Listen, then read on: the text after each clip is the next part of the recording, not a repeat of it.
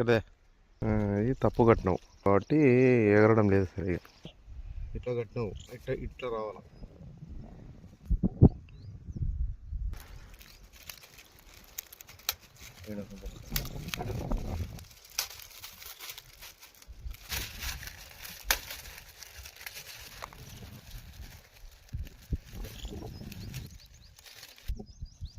ఈడ ఈడ పెట్టాలి.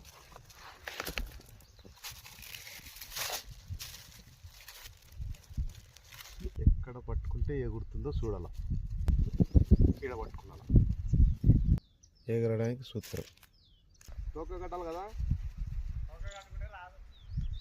తోక కడదాం పట్టు. కొంచెం బిర్రు పట్టుకో.